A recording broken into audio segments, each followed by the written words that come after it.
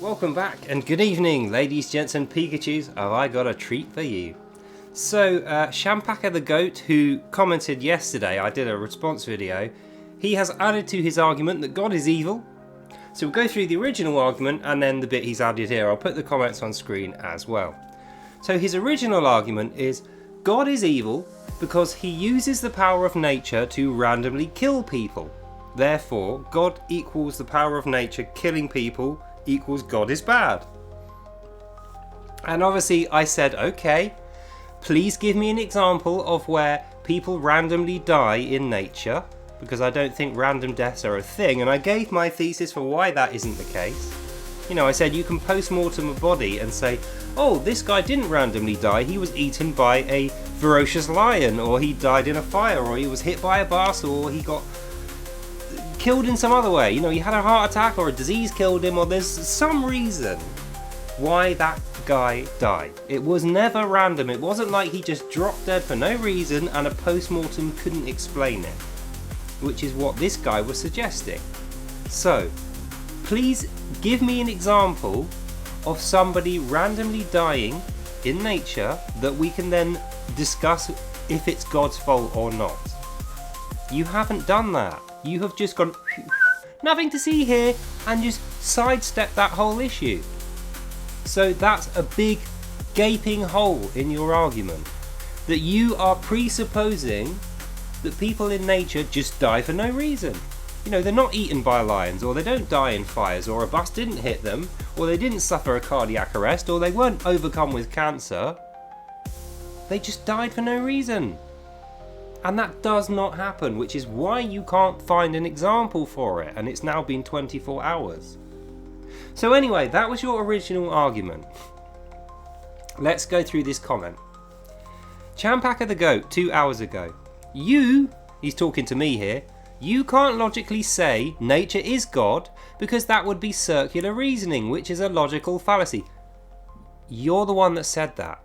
Not me. I disagreed with that. I don't think God is the same as nature. I think God creates nature and is responsible for nature being a thing, but God doesn't literally manipulate nature to randomly kill people, and even if he did, it wouldn't be random because he's making it happen.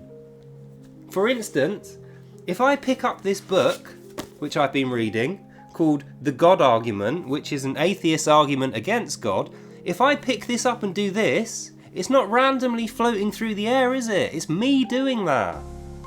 Now, it's not me, I'm using my arm and my fingers to pick this up, but the point is it is not random. So you have failed to demonstrate the basics of your proposition that people randomly die and that this is also God's fault as well as being random.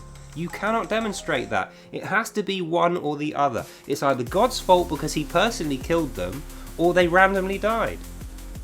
So I said, give me an example where someone randomly dies, prove that it's random, then I will show you why it's not God's fault, because it's whatever the reason was. And if it's random, it means it isn't anyone's. Look, we're going over old ground here. That's the previous video. I've done several videos which completely demonstrate that this theory that you have is false.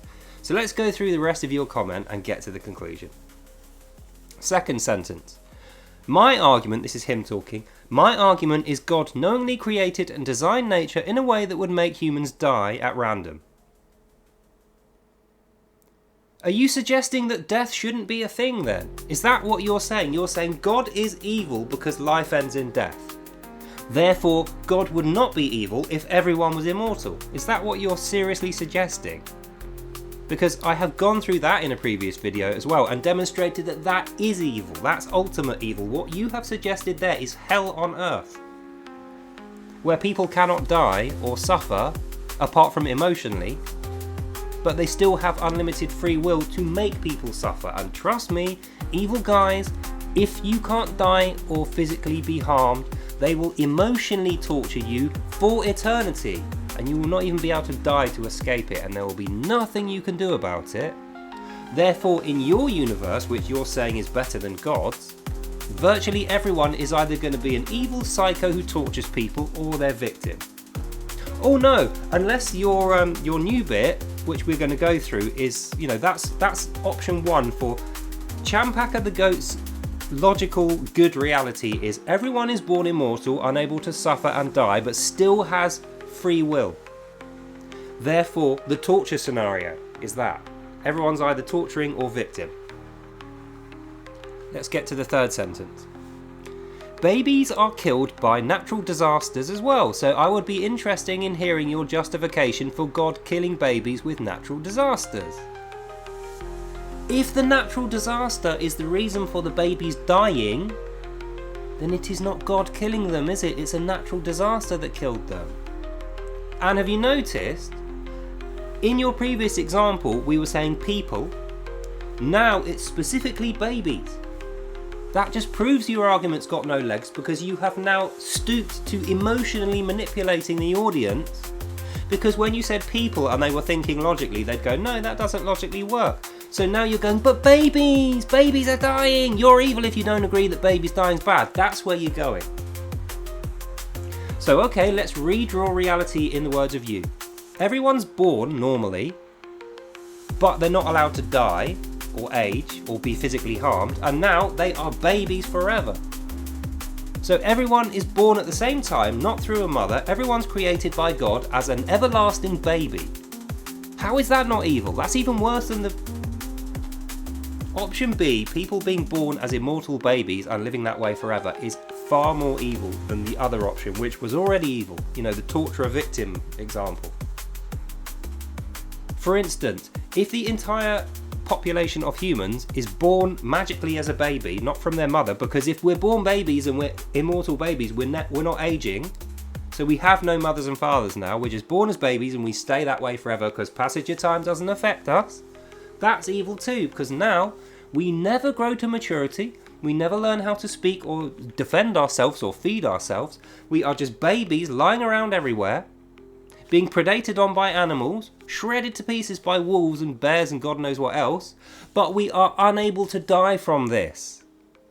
So we have to live with the emotional torture of being a baby that doesn't understand anything, can't ever grow up, can't ever be a fully fledged human or think or speak or learn anything or live in a house or get married and have babies of their own. None of that stuff happens now, because you have enforced through your own morality that everyone has to be born as an immortal, everlasting baby that cannot be killed. So now, no mothers and fathers, no education system, no health system, no housing, no music, no culture, no films, no conversations, no sex, no relationships, no nothing. All you have got is millions of babies lying around getting shredded to pieces by animals and being unable to die from this. So they are in emotional torment for eternity. But you think this is better than what we have now, which God gave us. Bro, seriously, think this through. That's what I'm trying to tell you here. Think these things through. Rather than just go, meh, God's evil, because XYZ made up thing. Think in terms of if that was real. If you were God, and you had the ability to change and chop everything in reality, so far the two examples you gave are infinitely more evil than what we have now. So even you twisting a few little things here or there, you have condemned humanity to hell on earth for eternity. And in your second example, we're all babies, we don't even understand why we're being shredded to pieces for eternity, unable to stick up for ourselves. That would be what happened if everyone was born immortal babies, which was your example. You're the one that said justification for God killing babies, so you've made everyone babies. But okay, option B, everyone's babies that get shredded by beasts, eternally suffering forever. That's evil, you suggested that, so let's discount that and go back to option A. Option A is everyone's alive, grows up normally, but doesn't die. Right? That's what you said. Death is the bad bit. You qualified that. Death is the bit you don't like that you're blaming on God. So God doesn't get any credit for creating people. God doesn't get any credit for keeping people alive, feeding them, housing them, giving them natural resources, making the sun rise, giving us body heat, all the things we take for granted. God gets no reward for all that being there, but as soon as someone is injured, is sick, or they die, that's God's fault. That's inherent bias that you have there. This is not a logical argument anymore. This is you emotively arguing your inherent bias should be my inherent bias, with no logic and no examples. And that's why your argument fails. Your final sentence, which I'm going to end on, this is the worst sentence that I have read in any comment since I started speaking on atheism. I would be interested in hearing your justification for God killing babies. Well, I don't think God does kill babies, so I'm not going to try and justify something that doesn't happen. But then your last sentence is, because in your worldview, God can never do anything wrong, so therefore killing babies is good. That's a logical fallacy, sir. So the one you said that I made up about God being equalitative with nature, that you actually started, that was a logical fallacy, but you did it. That was your example. Now you're saying God can never do anything wrong, so killing babies is good. That's a logical fallacy again, which you introduced. So in order for your argument to even be in this conversation and not be immediately quashed, you have to create everyone as immortal, super strong babies that cannot die, that can just emotionally be tortured and shredded by beasts forever. If they don't die, there somehow has to be a passage of time until a certain point, then they become immortal.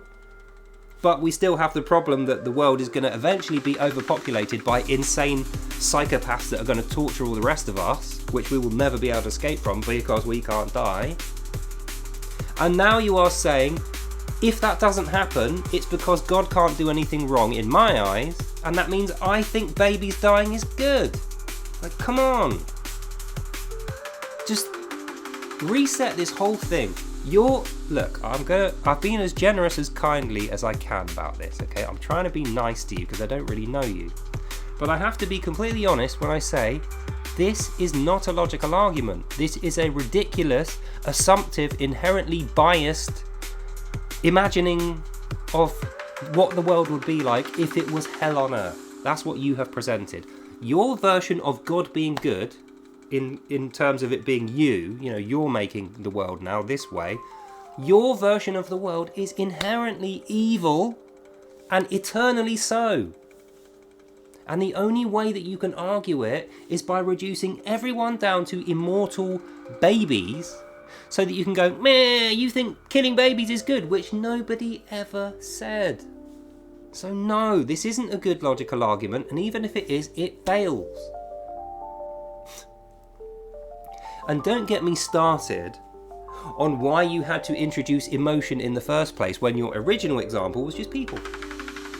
You should have stuck to natural disasters. You would still lose, but at least you can have a conversation where you can say, why do natural disasters happen? Because people die in natural disasters, rather than saying God kills people on purpose with natural disasters and that's why he creates them, therefore he's evil, which is what you are kind of saying. You could have possibly said natural disasters end in some people dying through misadventure, through floods or whatever. Why doesn't he stop that from happening? That's a conversation we could have, and we probably will have in a future discussion. But for the sake of now, you haven't made that argument. I've had to give you that to make. Your argument is God equals nature equals people dying equals evil. And your solution is make everyone immortal babies. Come on, bro, look, you've lost this round. That is just, there's no easy way to say it. You have lost this round, and the more information you give me, the harder that loss is going to be for you.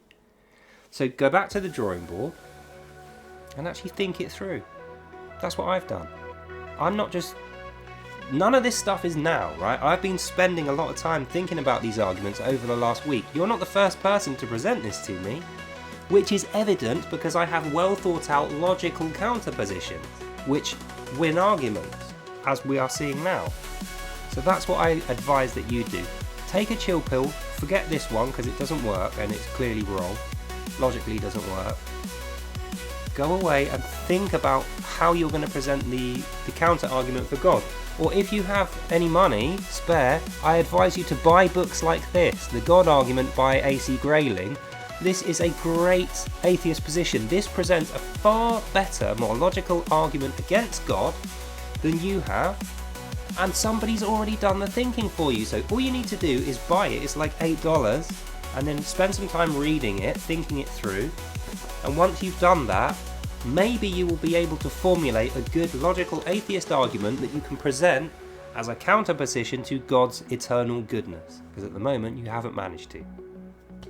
So anyway, 15 minutes is more than enough time for me to make this point. Your argument loses. It's as simple as that. I'm sorry to have to be the one to tell you, but this argument sucks, has no legs, doesn't go anywhere, and logically doesn't follow. It loses. That's the end of it. So, that's the end of this video. I hope you enjoyed that and you learned something. God bless you all, and I'll see you lovely people in the next one. Bye now. When I say think it through fully to its conclusion, a good starting point is you design reality, write down how it works if you were God, and present that as a reason why God is evil. Why did he not do that? So that's all for now. God bless you all, and I'll see you in the next one. Bye.